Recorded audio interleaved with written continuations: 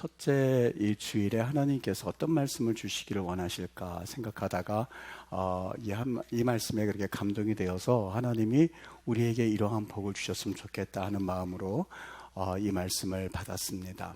우리 그리스도인들의 삶을 살아가는 데 있어서 가장 중요한 덕목 가운데 하나만 좀 꼽아보십시오 라고 한다면 무엇보다 이 단순성일 것입니다.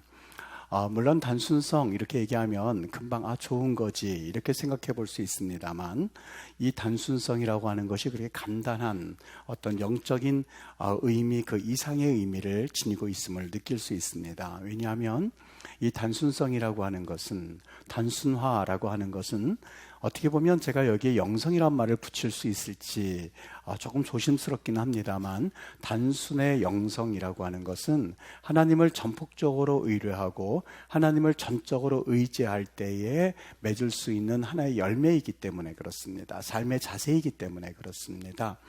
이 현대인의 이 신앙인의 삶이 단순하면 단순할수록 그 영성이 깊어지고, 그리고 말씀의 묵상이 깊어지고, 그리고 신앙의 성장이 이루어지기 때문에 사실 우리가 이 단순성이라고 하는 것을 결코 묵과하거나 간과할 수가 없는 것입니다. 제가 이 단순함, 이거를 어떻게 이해할까 하다가 좀 책을 몇 개를 찾아봤는데, 사실 여기에 맞게끔 또 여기에 해당되는 그런 경건서적이 별로 없었어요. 기껏 해봤자 여러 가지 자줄구레한 일로 표현하면서 단순함을 표현했는데, 그거는 아닌 것 같아서 이렇게 책을 보던 중에 우연히 제 방에 책을 하나 봤는데, 참 제가 고개가 끄덕일 만큼 그런 영성의 어떤 그 은혜를 가지고 쓰신 분이세요. 그 로렌스라고 하는 형제인데요, 이 형제가 뭐라고 책을 썼냐면 그 하나님의 임재하심에 대해서 썼거든요. 주님과 동행함, 또 이 하나님의 임재함, 그걸 가지고 하나님의 임재 연습, 이렇게 책을 썼어요. 이분이 1600년대 사람인데 프랑스 사람이더라고요. 이 수사님으로 일평생을 마치셨는데 그분의 삶의 목표가 있었습니다. 어떻게 하면 우리 주님과 연합해서 살 수가 있을까? 어떻게 하면 하나님과 연합해서 살아가는 것이 이게 가능할까 하는 것을 평생 마음에 품고 있다가 그분이 이 갈멜 수도원이라고 하는 수도원에 들어간 거예요. 그러다가 그분의 그 수도원에서 각각 이 자신들의 맡은 일이 있거든요. 어떤 분들은 평생 밥을 짓기도 하고, 어떤 분들은 평생 청소하는 일하고 각각 맡아져 있어요. 이스라엘에서도 수도원들이 많이 있어서 좀 몇 군데 다녀볼 기회가 있었는데, 그분들이 각각 맡겨진 일이 있는데, 이 로렌스라고 하는 형제죠. Lay of Brother라고 돼 있는 평수사죠. 그러니까 이 평수사가 맡겨진 일이라고 하는 것은 평생 이 부엌 일을 하는 거하고, 그리고 이분이 구두수선하는 일을 평생 하게 되었었던 거예요. 그러면서 이분이 자신이 그 일을 행하면서 하나님 앞에 그리스도인의 임재 연습이라고 하는 그러한 이 나름대로의 이 체계를 세우게 되는데, 이분이 깨달은 것 3가지를 넣는데, 그리스도인은 이 3가지로 분류가 될 수 있다고 합니다. 첫 번째 단계, 두 번째 단계, 세 번째 단계로 나뉘어져 있는데, 첫 번째 단계는 뭐냐면 영적 초기 단계인데, 내적으로 그동안 하나님을 알지 못하던 사람들이 내적 상태에서 하나님이 계시구나 하는 것을 깨달은 순간, 나 교회 다니고 싶다, 나 기도하고 싶다, 나 찬양하고 싶다, 그리고 하나님 앞에 엎드리고 싶다, 그리고 하나님 앞에 내가 좀 바로 살아보고 싶다. 과거에는 담배 피고 술 먹고, 그리고 이 음란한 그러한 일들 빠져들고, 그리고 도둑질하고 사기치던 이런 모든 옛날 습관들을 다 이제는 청산하고, 나 하나님 앞에 이제 잘 살아봐야지 라고 하면서 교회에 나와서 예배하고, 한 번도 새벽 기도 하지 않았는데 나 이제 새벽 기도 할래, 나 한 번도 수요 기도회, 금요 기도회는 나랑 상관없는 것처럼 살아왔는데 나 이제는 그렇게 살래 하고 결심하는 상태가 영적 초기 상태 1단계라는 거예요. 1단계. 그러니까 1단계만 들어서도 사람들은 그 사람을 보면서 믿음 좋다 이렇게 말한다는 거예요. 이 두 번째 단계가 있는데, 두 번째 단계는 뭐냐면 영적 초기 단계를 벗어나서 이제는 영적으로 하나님을 주목하는 단계라는 거예요. 하나님을 주목하는 단계.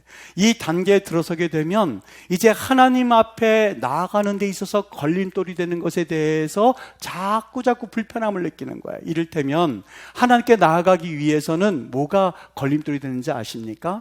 이사야장 말씀처럼 하나님의 손이 짧아 구원치 못하심이 아니요 하나님의 귀가 둔하여 듣지 못하심도 아니요 오직 너희 죄악이 너희와 너희 하나님 사이를 갈라놓았고 너희 죄악이 그에게서 너희의 기도 소리를 듣지 않으시게 함이니라.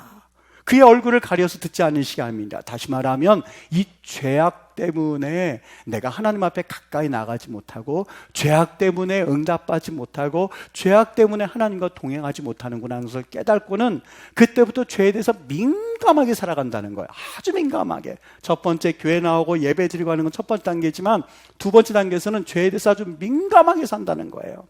사람들과 모임 가지고 있다가 돌아서면 내가 하나님 앞에 조금 전에 사람들과 같이 있다가 혹여라도 죄 지은 것은 없는가? 나를 그냥 드러내려고 막 얘기한 것은 아닌가? 다른 사람에게 잘난 척한 것은 아닐까? 다른 사람에게 있어서 내 자신을 좀 인정받게 하려고 자꾸 그렇게 한 것은 아닐까? 이거 죄 때문에 이런데 하나님 이거 어떻게 했으면 좋겠습니까? 어떻게 했으면 좋겠습니까? 라고 하면서 죄에 대해서 민감한 단계를 두 번째 단계로 본 거예요. 이 단계, 여러분, 이 로렌스 형제가 이 두 번째 단계를 거치는데 자그마치 10년이 걸렸다고 합니다. 10년이 걸렸는 이 로렌스 이 평수사님이 뭐라고 그의 책에서 기술하고 있냐면, 나는 10년을 걸렸는데 사람들은 이 두 번째 단계를 빨리 벗어날 필요가, 그렇게 노력을 하지 말라는 거예요. 누구나 할 것 없이 10년이 되었든 20년이 되었든 자기 죄에 대해서 민감하게 여기는 이 시간들을 충분히 가지라고 하는 거예요. 여러분들은 도대체 어느 단계입니까? 첫 번째 단계에 속해져 있습니까? 아니면 첫 번째 단계에조차 들어가지 못하고 있습니까? 아니면 나는 그래도 첫 번째 단계에 이제는 지나고 나서 지금 내 죄에 대해서 항상 내가 마음 쏟고 있고 이 두 번째 단계에 내가 지금 접어들고 있습니다 하는 분들이 혹 있습니까? 두 번째 단계가 지나고 나면 첫 번째 단계, 두 번째 단계 모두 다 다른 사람들 보기에는 믿음 생활 잘하는 것처럼 본다는 거예요. 그런데 이것도 모자라요. 왜냐하면 첫 번째, 두 번째는 역시 아직도 자기 중심적이라는 거예요. 세 번째 단계가 있는데 세 번째 단계는 한마디로 표현하면 뭐냐면 세상과 나는 온데간데 없고 오직 구속한 주만 보이도다. 이 세 번째 단계에 들어선다는 거예요. 그러면 내가 바라보이는 것이 아니라 지금까지 첫 번째 단계, 두 번째 단계는 오직 나 위주로, 오직 내가 기분 좋으면 뭔가 되는 것 같고 내가 마음이 나쁘면 모든 거 다 안 되는 것 같고 나 위주로 살던 사람이 세 번째 단계는 나는 온데간데 없고 오직 내가 보이는 것이 예수만 보이기 시작한다는 거예요. 그러니까 그때부터는 너무너무 놀라운 복을 받게 되는데 그 복이라고 하는 것이 내 위주로 살던 삶에서 이제는 내가 사라지고 예수만 바라보이니까 과거에는 명예에, 과거에는 내가 세상의 돈에, 과거에는 내가 성공 여부에 관심을 가지고 있던 사람들이 이제는 그렇게 성공이라고 하는 것이 크게 나에게는 관심이 없습니다. 과거에는 내가 오직 돈, 오직 명예 이것만 살던 내 모습이 이제는 이게 부질이 없습니다. 오직 내게 있어서는 내가 사는 것 아니에요. 오직 예수 그리스도께서 사십니다 라고 하는 그런 단계에 접어든다는 거예요. 사도 바울 선생이 바로 이 단계를 경험하지 않았나 싶어요. 이 단계에 들어서게 되면 당연히 세상의 욕심과 세상의 성공과 이생의 자랑과 안목의 정욕에 집중하고 있던 나에서 벗어나서 이제부터는 내 눈을 들어서 다른 사람을 보기 시작한다는 거예요. 왜요? 내 욕심이 사라지고 나니까. 그러고 나니까 삶은 조금씩 단순함으로 걸어가는 그런 은혜를 경험하게 되는 거예요. 우리는 사실 모든 현대인들은 한 가지 강박관념이 있답니다. 소유의식에 대한 강박관념이 있답니다. 뭐든지 사실 내가 누리지 못해도 등기가 내 이름으로 되어 있어야 기분이 좋은 거예요. 모든 것에 대해서. 그런데 이 3단계에 접어들면 등기는 내 이름으로 되어 있지 않아도 우리 교회 앞에 저 공원을 바라보면서 참 귀하다. 여기에서 숨 쉴 수 있고 운동할 수 있고 참 감사하다라고 하면서 너무너무 즐겁다는 거예요.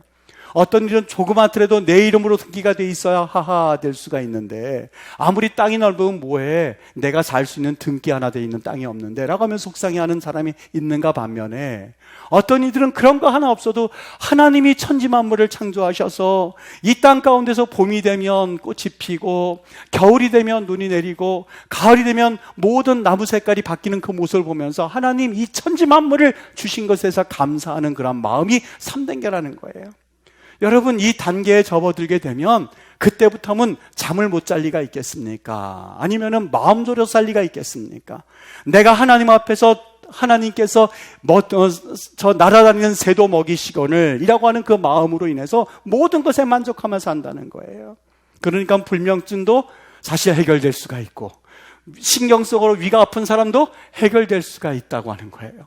여러분, 잠을 자지 못하는 이유, 신경성으로 위가 아픈 이유는 간단합니다. 소유의식 내려놓지 않기 때문에 그래요.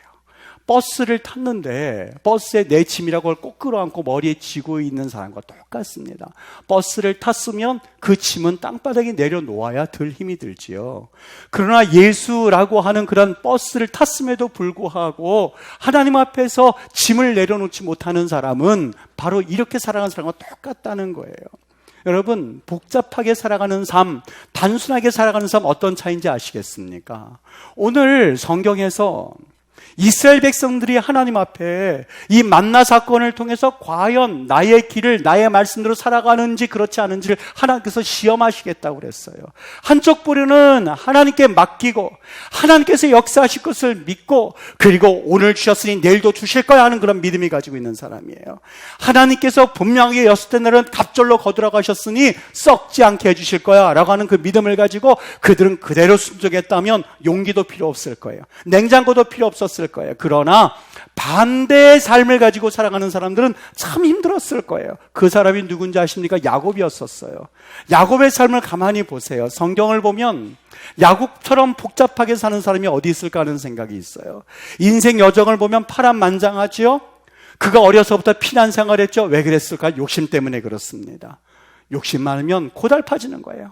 소유의식, 장자권이라고 하는, 하나님께서 분명히 태어나기 전에 내가 너를 작은 자가 큰 자가 작은 자를 섬기게 해줄 거야 라고 말씀해 주셨음에도 불구하고 어떻게 해서든지 간에 형의 장자권 팥죽 것으로 빼앗는 것으로 만족하지 아니하고 아버지의 눈을 속여서 그 축복권을 가로채는 소유의식으로 인하여서 그는 얼마나 고달픈 인생을 살았는지 모릅니다. 형도 속였죠? 평안히 살 수가 없었습니다. 도망다니는 삶을 살았죠? 거기서 조용히 살았으면 모를 텐데 거기서도 복잡한 인생을 살았습니다. 외삼촌을 속였습니다. 결혼을 했는데 신부가 뒤바뀌는 사건이 인해서 졸지에 아내가 4명이나 된 기가 막힌 인생의 불운한 여정을 겪었습니다. 어떤 분들 생각해, 목사님 그게 어떻게 인생의 불운입니까? 4명인데 한번 여러분들이 4명 정도를 못 거느려 봐서 그렇지 아마 야곱이 인생 가운데 머리가 터졌을 거라는 생각이 들어요. 야곱의 인생이 얼마나 힘들었는지 바로가 그러지 않습니까? 네 나이 몇 살이냐고. 그러면 내 나이 130살입니다. 그러면 충분했어요. 근데 야곱은 아내 4명 데리고 살면서, 그리고 그의 삶이 얼마나 힘들었는지 거기에 살을 붙여요. 내 나이 130여 세이지만 뭐라고 그래요? 험악한 세월 보냈어요. 거기 험악이란 말이 무슨 말씀인지 아세요? 원어의 뜻이 갈기갈기 찢어지는 인생이란 뜻입니다. 여러분, 인생을 살아갈 때에 평범하게 살아가는 인생이 아니라 무슨 일을 하더라도 다른 사람에 의하여서 태클 걸어오듯이 그렇게 힘들게 살았고, 어떤 말을 하든지 그거 꼬투리가 되어서 그가 힘이 들었고, 외삼촌과 같은 자기의 친척을 만나도 자기를 못 살게 했었죠. 자기의 딸은 그 세겜이라는 동네에 가서 못된 일을 당했지요. 인생으로서는 갈기갈기 마음이 찢어지는 듯한 인생을 살았던 것이 바로 야곱이었었거든요. 어디서부터 잘못되었다고 보십니까? 하나님의 말씀을 전폭적으로 순종하지 아니하고, 하나님의 말씀을 전적으로 믿어드리지 아니하고, 다른 사람을 속이고 자기도 속임을 당하고 꼬이는 인생을 살았던 것이 바로 야곱의 인생이었습니다. 여러분, 하나님의 말씀을 전폭적으로 순종하는 것, 이것은 그 삶의 단순한 믿음입니다. 이제는 왜 우리가 헌금 생활할 때 제가 누누이 11조는 돈이 아니고 믿음입니다라는 이야기를 아실 거예요. 이젠 이해가 되실 거예요. 여러분, 하나님께서 분명하게 11조 이야기할 때에 말씀하신 내용이 있습니다. 하나님께서 나무의 10의 1과 또한 곡식의 10의 1은 바로 내 것이니라, 하나님의 것이니라 라고 말씀하셨거든요. 땅의 10분의 1은 물론이거니와 나무의 10분의 1은 물론이거니와 곡식의 10분의 1은 내 것, 하나님의 것이니라. 무슨 말씀일까요? 이것은 나의 것이니 이제부터 열의 9을 가지고 살 때에 하나님께서 채우신지를 시험하라고 하는 거예요. 근데 우리는 그거를 의심해요. 하나님 앞에 그대로 살지를 못해요. 하나님, 나 열에 열을 가지고 살아도 지금 다 못 살거든요. 내가 맡겨줄게, 비같이 내려줄게. 하나님, 내일 또 만나 내려주신다는 것을 어떻게 날 보고 믿으라는 겁니까? 라고 하면서 살아가요. 하나님께 시험을 해보라고 하는 거예요. 여러분, 하나님 앞에 10의 1조는 절대로 돈이 될 수 없습니다. 나의 믿음의 척도입니다. 하나님 앞에 11조 생활 반드시 첫 해서부터 여러분이 결심하실 수 있으셔야만 해요. 두 번째, 11조를 하되 온전한 11조를 해야 돼요. 내가 장로인데, 내가 권사인데, 내가 안수집사인데, 이거 11조 안 한다고 소리는 듣기는 뭐하고 적당하게 일부분만 한다고 해서 그게 11조가 될 수가 없어요. 그게 어떻게 11조가 될 수 있습니까? 하나님의 눈을 가리고, 내 눈을 가리고 아웅하는 것밖에 더 되겠습니까? 안 그래요. 하나님께서 말씀하실 때 전폭적으로 믿어드릴 때 여기에는 능력이 있고 삶의 단순화를 통해서 하나님의 복이 경험되어질 수 있는 거예요. 내 눈 가리고 하늘을 가렸다라고 하지 마세요. 하나님의 사람들이 그렇게 사는 것 아니에요. 나는 다른 사람 모를 것 같지요? 아니요. 첫 번째, 하나님이 아시지요. 하나님 바라보고 신앙생활 하지요. 그런데 어떻게 하나님 바라보면서 내 눈을 가리고 하나님이 없다 하는 것이 어떻게 신앙생활을 이어갈 수가 있겠습니까? 마태복음 23장에 보면 주님께서 이 말씀을 하세요. 너희가 박하와 회향과 근처의 11조는 들이되 율법에 더 중한 바 정의와 긍휼과 믿음은 버렸도다. 하나님이 11조 하지 말아라는 말이 아니에요. 들이되 더 중한 바 정의와 긍휼과 믿음을 가지고 드리라고 하는 거예요. 내가 하나님 앞에 그 생활을 지키지 못한다고 해서 그냥 스스로 자위하지 마세요. 그것보다 믿음이 더 중요하지. 아니요. 다시 한번 말씀을 드립니다. 11조는 믿음입니다. 돈이 아닙니다. 하나님 앞에서 내가 드릴 수 있는 또 하나의 내 마음의 정성이에요. 그걸 가지고 내가 마치 인심을 쓰듯이 세 번째, 난 11조는 그래 하나님의 것이라고 생각을 하고 교회들이나 내가 마음대로 쓰나 마찬가지지. 아니요. 그것도 그럴 수가 없어요. 내 마음대로가 아니라 하나님께 드리겠습니다 하는 것으로 나의 것을 포기하는 것이, 그것이 드림의 역사이지요. 어떻게 내가 하나님 앞에 그 11조 드릴 거를 내 마음대로 쓰는 것을 일컬어서 11조라고 생각할 수가 있겠습니까? 안 드리는 것보다 더한 그런 모습이지요. 여러분, 이왕 신앙생활 하는 거 이왕 신앙생활 하는 거 하나님 앞에서 코람데오 의식을 가지고 신앙생활 하실 수 있으셔야 돼요. 이것이 바로 제자의 인생관이거든요. 다윗을 보세요. 그만큼 복잡한 인생이 없었어요. 사울이 쫓아와서 그를 죽이려고 몇 년 동안 쫓아다니죠.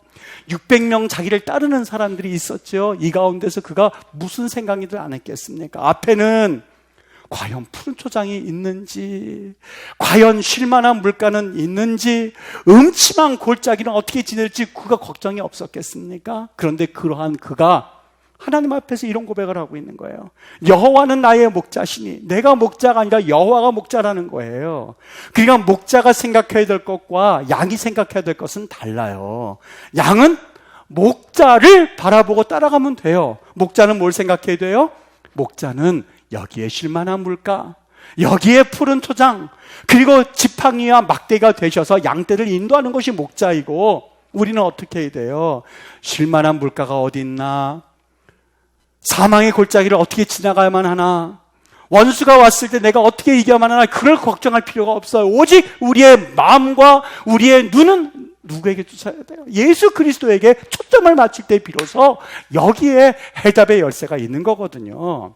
오늘 말씀일 때 참 감동된 장면이 하나가 있었어요. 비같이, 하나님께서 만나를 비같이 내리신다 하실 때에 그 단어가 맘티 맘티르라고 돼 있어요. 맘티르, 엄마 마에다가 미음이 돼 있어요.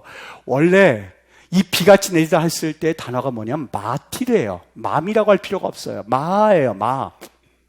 마티르도 하나님께서 비같이 내리신다. 맘티르도 비같이 내리신다. 똑같은 말이에요. 그런데 왜 마티르를 안 쓰고 맘을 쓰셨냐면요, 여기에 참 비밀이 있는데요, 마티르는 그냥 비같이 내린다 할 때 마티르를 써요. 그런데요, 맘이라고 하는 그 M을, 그 미음을 하나 더 붙여갖고 무슨 뜻이냐면 내가 라는 의미가 있어요. 내가 할 것이니, 다른 사람은 못해도 내가 할 것이니, 내 이름으로 약속할 것이니, 내 이름으로 내가 이룰 것이니 너희는 걱정하지 말고. 여러분, 제가 예를 들어서 내 이름을 걸고 할 거야 그러면 함부로 행동하지 못할걸요. 내 이름을 걸고 내가 맹세해 그러면 함부로 하지 못할걸요. 왜요? 내 이름이 걸려있기 때문에. 그 말의 의미예요. 맘티르라고 하는 말은 내 이름을 걸고 명하노니, 내 이름을 걸고 내가 말하노니 비같이 내릴 거야. 날마다 내릴 거야. 하루도 쉼 없이 내릴 거야. 너에게 허락해 줄 거야. 너는 그것을 경험하게 될 거야. 너는 이 놀라운 만나의 사건의 주인공이 될 거야 라는 그 말 한마디 M이 붙음으로써 하나님께서 무엇을 말씀하시니 너무 명확하게 달려져 있는 거예요. 여러분, 삶을 살아갈 때 2020년도 사실 두렵죠? 이 말씀은 저에게 하신 말씀인지도 몰라요. 때로는 뜬누르 밤을 새면서 이야 이럴 때도 있고, 위가 아파서 그냥 밥을 못 먹고 이럴 때도 있는 말씀 가운데 이 말씀이 눈에 들어오기 시작했어요. 여러분, 같은 상황에 처하신 분은 없습니까? 우울증 걸릴 것 같고, 잘못하면 죽을 것 같고, 도대체 내 사업의 앞날이 어떻게 될지 두려워하고, 내 자녀들의 삶은 어떻게 될지 두려워하고, 내 자녀들이 과연 저 자녀들이 삶을 제대로 살아갈 수 있을까? 아유, 내가 좀 뭐라도 조금 해서 물려줘야지. 마음 가운데 부모의 마음은 당연하지요. 당연하지요. 아유, 저 자녀 사랑꾼 시대 취직해야 되는데 저 어떻게 해야 되나? 라고 하면서 발 동동 구리고, 저 자녀 전 정말 살아갈 수 있을까라고 하면서 그냥 노심초사하면서 거기에 근심 걱정이 있습니까? 오늘 하나님께서 맘티르라고 말합니다. 여러분, 만나를 먹여주시는데 그 아버지는 먹여주고 아들은 안 먹여줬을까요? 한 사람의 한 오멜씩이에요. 한 사람의 한 오멜씩. 하나님께서 여러분들을 지키셨다면 하나님은 우리 자녀의 하나님이세요. 그건 의심하지 마세요. 저 자녀를 위해서 꼭 기도해 주는 거 하나가 있습니다. 무슨 제목이 있든 꼭 이 기도는 해줍니다. 하나님, 나 어디 가든지 하나님이 지키셨죠. 나 그거 알거든요. 내 자녀들 그렇게 지켜주세요. 단 한 번도 하나님 우리 자녀들에게 이거 물려주게 해주세요, 저거 물려주게 해주세요 해본 적이 없어요. 하나님, 나 어디에 가든지 간에 꼭 하나님 사람 붙여서 하나님이 지켜주셨죠. 내 자녀들 그 하나님이 되게 해주세요. 그 자녀는 그 자녀에게도 그런 기도를 하실 수 있을 거예요. 하나님은 어떤 하나님? 맘티르의 하나님. 하나님께서 비같이 내리시니 아버지에게도 만나를, 자녀들에게도 만나를, 40년 동안 광야를 내면서 만나를 먹여주시면서 일하셨던 하나님이 우리의 하나님이거든요. 2020년도 시작이 되었습니다. 오늘 제가 이 말씀을 준비하다가 저도 참 은혜가 됐지만 우리 임마누엘 교회 성도님들에게 하나님께서 주시는 축복이다 하는 생각이 들었어요. 어떤 하나님을 아셔야만 한다고요? 맘티르의 하나님. 내가 할 거야. 여러분, 목자의 위치에 서지 마십시오. 목자는 근심, 걱정, 그분이 다 알아서 하시는 거고, 우리가 주님 위치에 들어서서 근심한다면 여러분, 우리가 어떻게 살아갈 수가 있겠습니까? 한낱 내일 걱정은, 내일 염려는 내일 하라고 그랬잖아요. 오늘 이 말씀이 여러분의 심령을 생수처럼 주시는 은혜로 채워주시기를 바라고, 하나님께서 부어주시는 그 능력을 가지고 한 해를 살아가는 주님의 귀한 능력 되시기를 주의 이름으로 축복합니다. 단순함, 단순성, 우리 하나님을 신뢰함으로 얻게 되는 이 단순한 열매가 여러분 가정에 잘 맺혀져서 우리 하나님 보시기에 믿음 가운데 세워지는 그런 거룩한 우리 주의 백성들 되시기를 예수님의 이름으로 축복합니다.